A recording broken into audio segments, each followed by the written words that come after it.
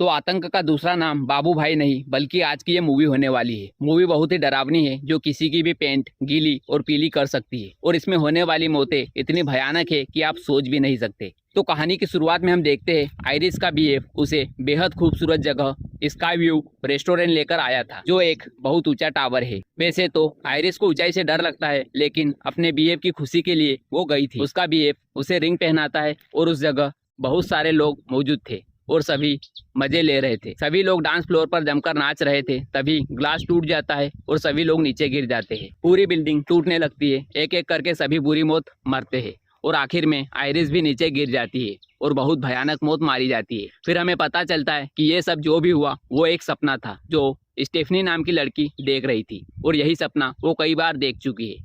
उसके मन में कई सवाल उठ रहे थे। आयरिस उसकी नानी माँ थी और स्टेफनी की फैमिली ने उनकी नानी को परिवार से अलग कर दिया क्योंकि आयरिस बेहद बूढ़ी हो चुकी थी और उसके घर वालों को लगता था कि वो पागल हो गई है और उससे नफरत की वजह ये थी कि वो सभी को कहती फिरती है कि सभी घर में ही रहे, घर से बाहर न निकले क्योंकि मौत उनका पीछा कर रही है। आयरिस की ये बात सबको बकवास लगने लगती थी, इसलिए सारा परिवार उससे अलग हो गया। ये सब जानकर स्टेफनी आयरिस से मिलने का मन बना लेती है। तब उसके बार बार गिड़गिड़ाने पर उसकी मामी उसे उसकी नानी का पता बता देती है। अब स्टेफनी आयरिस से मिलती है और उसे अपने सपने वाली बात बताती है। तब आयरिस उसे बताती है कि उसका सपना हकीकत है। 50 साल पहले यह हादसा उनके साथ हो चुका है। आयरिस को पहले ही इस घटना का अंदेशा हो जाता है और उसने सबकी जान बचा ली थी। तब से मौत उस टावर पर मौजूद सबके पीछे पड़ी है। वो बताती है कि मौत को उन सब लोगों को मारने में काफी टाइम हो गया, तब तक उन लोगों से जो नए लोग जन्मे हैं वो भी मारे जाएंगे। वो बुढ़िया उसे बताती है कि उस टावर पर मौजूद सभी लोगों में से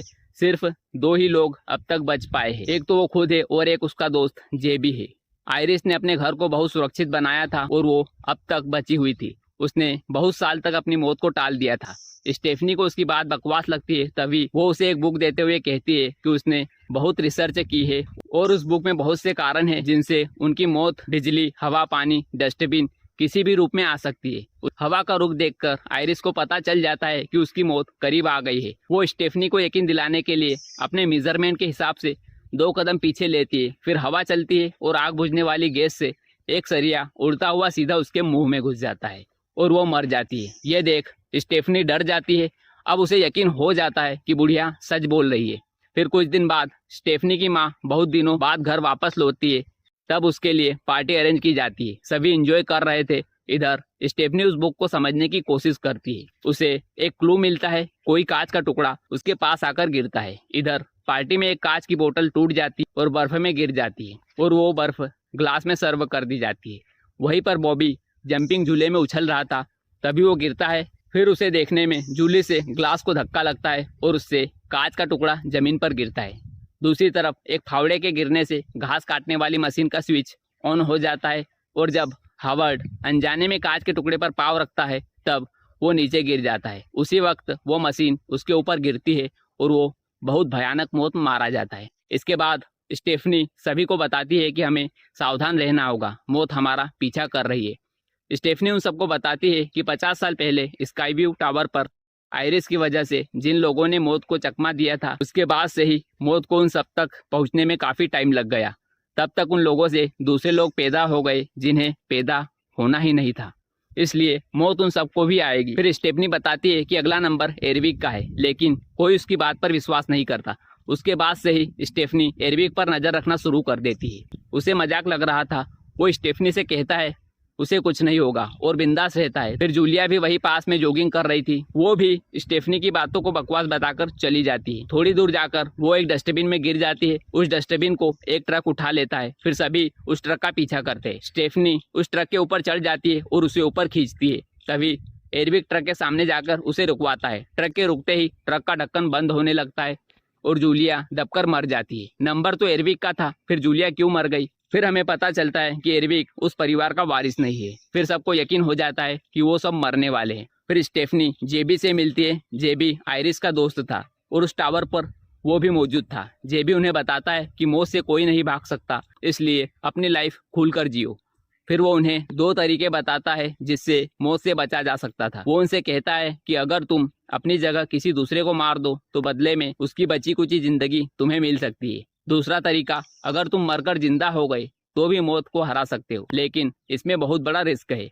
अगला नंबर बॉबी का था। बॉबी अपने बदले किसी की जान लेने से मना कर देता है। फिर एरविक बॉबी को लेकर चला जाता है। उसने सोच लिया था कि वो बॉबी को मारेगा और फिर उसे बचा लेगा। बॉबी पहले तो ये सब करने से मना कर देता है, फिर वो एरविक की बात सुन लेता है।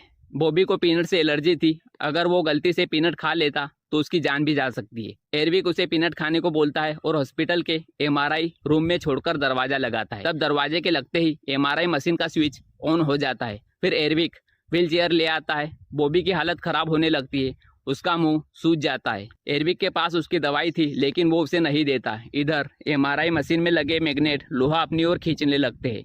फिर एरविक के पीछे लोहे की व्हील चेयर थी जो चुंबक से अट्रैक्ट होती है और एरविक को भी अपने साथ ले लेती है। व्हील चेयर एरविक के पेट में घुस जाती है और वो पूरी मौत मारा जाता है। फिर बॉबी एरविक के हाथ से दवाई ले लेता है और मशीन के सामने खड़ा हो जाता है। तभी सामने से एक स्प्रिंग चुंबक की ओर उड़ता हुआ आता है जो सीधा बॉबी के सिर में घुस जाता है और वो भी मारा जाता है। अब अगला टिकट स्टेफनी की माँ का कटने वाला था। अब स्टेफनी, उसकी माँ और भाई तीनों अपने आप को बचाने के लिए आयरिस के ठिकाने पर जाते हैं। उन्हें लगता था कि वो जगह सुरक्षित है। वहां पहुंचते ही उनकी गाड़ी कीचड़ में धंस जाती है और तेज हवा आंधी शुरू हो जाती है और स्टेफनी सीट बेल्ट में फंस जाती है। फिर वो अपनी माँ और भाई को अंदर जाने का कहती है। फिर स्टेफनी की गाड़ी पानी में डूबने लगती है। उधर उसकी माँ के ऊपर खंबा गिर जाता है और वो मर जाती है। फिर उसका भाई उसे बचाने आता है। स्टेफनी का सीट बेल्ट नहीं खुल रहा था और उसका दम घुट जाता है। फिर उसका भाई उसे बाहर निकाल लेता है। फिर स्टेफनी होश में आ जाती है। उसके भाई को लगता है कि स्टेफनी मर गई थी और उसने उसे वापस जिंदा कर लिया है। अब मौत का चक्रव्यूह टूट जाएगा। वो दोनों बेहद खुश होते हैं। अगले दिन वो दोनों भाई बहन कहीं फंक्शन में गए थे। वहाँ एक बुढ़िया अपने लिए फ्रूटी लेती है और जब पर्स से पैसे निकालती है तब उसके पर्स से एक सिक्का नीचे गिरता है और सीढ़ियों से उछलता हुआ सीधा रेलवे ट्रैक के बीच में फंस जाता है। इधर स्टेफनी और चार्ली को उनका कोई परिचित जो कि डॉक्टर था वो उनसे कहता है कि स्टेफनी मरी नहीं थी, बल्कि कुछ देर के लिए बेहोश हो गई थी। उसकी धड़कन पूरी तरह बंद नहीं हुई थी। ये सुनकर चार्ली और स्टेफनी बेहद डर जाते हैं। फिर एक ट्रेन सुपर फास्ट स्पीड से आ रही थी, लेकिन पटरी पर सिक्का फंसा होने के कारण वो पटरी से नीचे उतर जाती है। अब मौत स्टेफनी और चार्ली के पीछे थी और इस बार वो बहुत बुरी मौत मारे जाते हैं।